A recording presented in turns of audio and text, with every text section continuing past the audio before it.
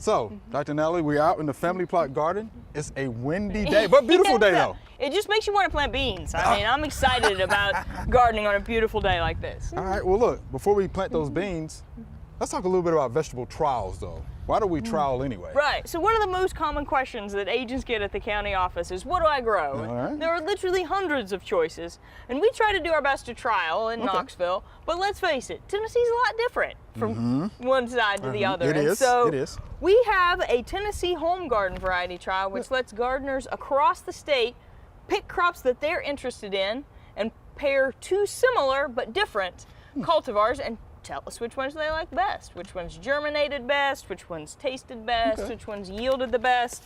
And so they pick out from a catalog simple comparisons, and then we send them seeds and a straightforward evaluation to send it in the fall, and we compile all the data and come out with variety trial reports so that home gardeners know what to plant in their own backyards. So how's it been working so far? It's been working so far very well. Last year was our pilot year. We tested it out on a few master gardeners, and this year we're expanding. We have more than twice as many participants as last year. Good deal. Beans, corn, cucumbers, squash, watermelon. Watermelon, got to have that. All right, well, you want us to get started? Yeah, let's get started. All right. So what we have today are some green beans. All right. So this is the green bush bean trial, and the two cultivars that we're gonna be comparing are Jade II and Crockett. And we've sent enough seeds in each one of the trials to do about 10 row feet, which is quite perfect because you have about a 10-foot wide plot I think here. we got that. It's almost like you guys planned for this. So, and you've prepared, this is the first year that this garden has been grown, right? This is correct. We've had raised beds before, but this is our first in-ground. Yeah, in-ground, so you guys are expanding the family plot. Right, we are. And so there's been some compost mix in, and you can kind of see that amending and getting our garden soil with a good tilth, right, or workability is a process. So, so we've worked it up, and we have a couple of rows here, and we are just we're just going to plant green beans. All right, I'll follow your lead. All right. Okay.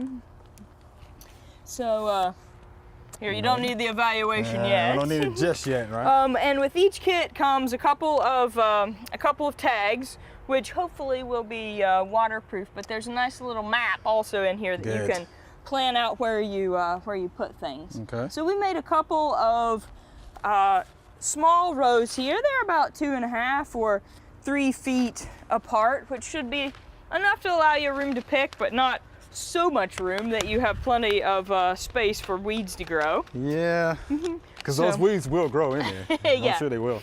You'll have some good opportunities throughout the rest of the garden season to talk about weed management here in your open plots. And so the first row that I have here is the Crockett. So I'm going to pull out some Crockett green beans. So these are untreated seeds, and we'll generally want to plant our green beans after the frost-free date, and your guys in Memphis is around the 15th of April, so you know we're in pretty good time. And when we plant green beans, we want them to be about 3 or 4 inches apart when they come up. So I'm going to plant these beans about every 2 or 3 inches apart. If you get a little carried away and get them a little close, which I tend to do occasionally, then you can always come back and do a little bit of extra thinning. So I'm just gonna carefully place out these rows. Now we made some really shallow rows here. You can sort of follow. You can make those with a hoe. You can make them with a rake. My grandpa always said nothing grows in a straight row. So I like to make mine just a little bit crooked, which is easy. Which is easy to do, right? Yeah. So my seeds came out quite well right at the end of the row, and so we're just going to come back in and cover these up. We generally say that we want to cover with about 2 to 3 times the diameter of the seed. So with a bean, if we can get those 1.5 or 2 inches in the ground, that can be pretty good depth. Our goal is to get lots of good ground contact, because we want these little seeds to be able to real rapidly take up water and start all those enzymes cranking that will allow them to germinate. That's right. And so you can see this is actually a good soil moisture. It's dry enough that we can work, but as I turn it over, you can see that there's a good amount of moisture in there. So it's pretty pronounced. All right. Yeah. Okay. Yeah, so we got our first row of beans planted. How often should we water those, though? Well, we say that vegetables like about 1 inch to 1.5 inches of water a week, and many times during the springtime we'll be able to get enough through rainfall, but as you get into the summer it might be good to irrigate a little bit of supplemental moisture. Most of the time these green beans will yield in 55 to 60 days. You might be able to beat that days to harvest a little bit here in the warm growing conditions of Memphis, and these are both going to be a nice dark green beans. You might have to do some good sauteed stuff on the that sounds family good. plot later in the later in the summer. So we'll just go ahead and do the same thing on this next row. So within our trial we have folks all the way from Johnson City and Kingsport in East Tennessee clear to you guys here in Memphis, and as you well know, those are quite a bit difference in growing conditions.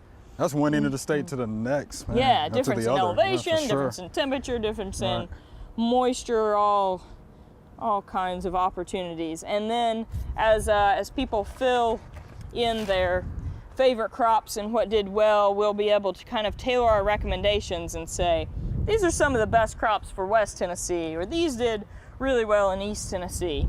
You know, some of the challenges with green beans are that when you get into the really hot parts of summer, sometimes they'll drop some of those blooms if it's so hot during the day. So that's the benefit of having gardeners all over the state. We get feedback on how well the yield stayed throughout the whole growing season. We had a couple of beans left over. Do we need to be on the lookout for any diseases or pests? Some of the pests that I see most commonly in green beans are going to be Mexican bean beetles. You might get Mr. D on a little bit of that later in the summer. Okay. And lots of times we'll see those initially as larvae. They'll be a yellow fuzzy larva, and they will defoliate the leaves. So they're primarily leaf feeders. There are some bacterial diseases that can impact beans, and there are some mosaic diseases, but many of the cultivars that we used in the trial have some good resistance to some of those mosaic viruses. So we'll hope that due to our selection and those comparisons, you shouldn't have too much of a problem with diseases. Insects and critters might be some of it's another story. Some of your other challenges throughout the season. Well, we can't wait to see what's going to come up from the ground and get back with you later. Yes. So see the end product. Yeah. So you can evaluate and tell us what did well right here on the family plot. But I'm excited that you guys are participating in the trial this year. Well, thank you for being with us. Yeah. Always good. Thanks for watching the video. If you enjoyed it, please click the subscribe button below.